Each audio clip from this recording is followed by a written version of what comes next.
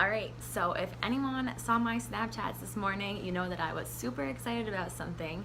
And you know, when I get super excited about something, it's usually super dorky, and then I have to take to talking to you guys so I can share what's in my head and why I'm excited and get you excited about something. So we all know that I have been studying nutrition for like 7 years now, and in May I'll be a dietitian and then a functional nutrition practitioner, yada yada. I will be the first person to tell you that I was almost petrified of food because I couldn't really control what it was doing to me before I had any idea what it actually was doing inside of me. In particular, I was scared of fat like everybody else because fat makes you fat, right? I bought the low-fat versions of everything. I prided myself for not having a lot of fat at the end of the day when I would track my food. I skimped on using butter, and I definitely did not use it to cook with. But then I started studying all of this science, and I'm reading these books and journal articles and researching along with a bunch of other medical professionals, and everything that I was practicing and even learning wasn't really adding up. So I'm here to clear the air for everybody, and I think this is going to make you really excited because I'm pumped and I'm clearly happier and healthier, surprisingly, because I'm here to say the more fat we eat, the more fat we lose, and the better our body functions. What? But doesn't fat just make us fat? Let's think about something for a second. Statistically, since the 70s and 80s, when this fat is bad diet craze started, we've seen the incidence of obesity, heart disease, and type 2 diabetes increase more than it ever has. In the 60s, 1 in 100 Americans were classified as obese. Today, it's 1 in 3, and by 2050, they're saying it's 1 in 2. That's every other person. This is crazy to me. So how, if we've taken out fat with our no-fat, low-fat diet craze that we've been in for the past 30, 40 years, are we getting fatter? That just is not lining up, right? So maybe fat is not the problem.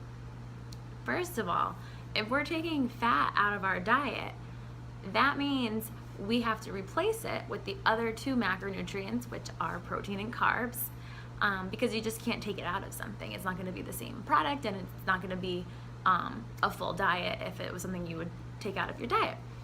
So we are not replacing fat with excess protein in our products, that's for sure, because that's probably more expensive, and why keep us healthy? But what we're putting back into the products that we're taking the fat out of are sugars and gums and starches and everything to keep that flavor, right? Because fat is the most flavorful thing, without actually having fat in it.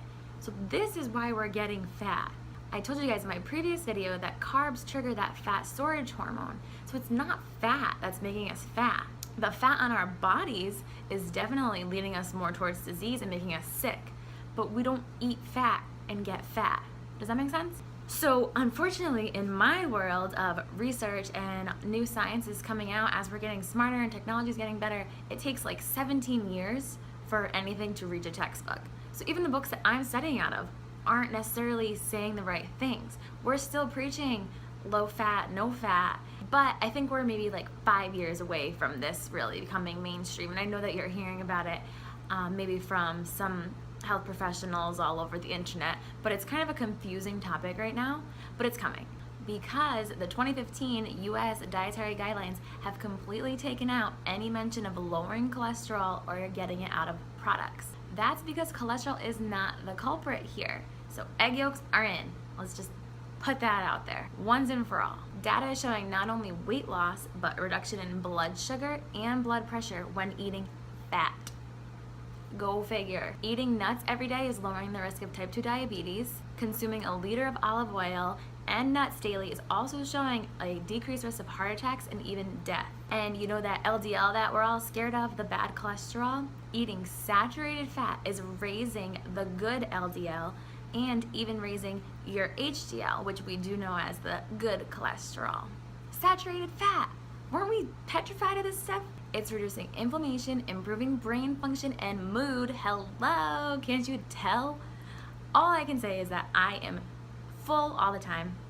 I am so much more energized, and my brain is so much clearer since I've been adapting a higher fat ratio in my everyday diet. So bottom line, fat itself makes you more satiated.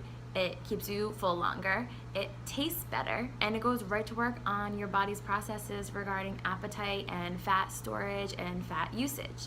So we know I'm not talking about adding fatty fried chicken and french fries to your diet every day. I'm talking about adding olive oils, avocado, salmon, avocado oils, nuts, seeds, what else? Chia seeds, ghee. Oh my gosh. If you know me, if you live with me, you don't because I live down here, but ghee is on everything. If you just go get ghee right now, it's the best thing you'll ever have. And I just think you'll feel so much better being more confident in putting butter on things or cooking with butter or using heavy cream. Like, this is not what's killing us. And I'm so excited about it because it tastes so good. So that's all I'm going to leave you with today, because this is going to be quick, but I will write a more scientific blog post for you to explain and back up what I'm saying. But feel free to look into this research on your own, and I'm so excited for you to see it mainstream coming soon. So go throw some butter on your plate and eat it.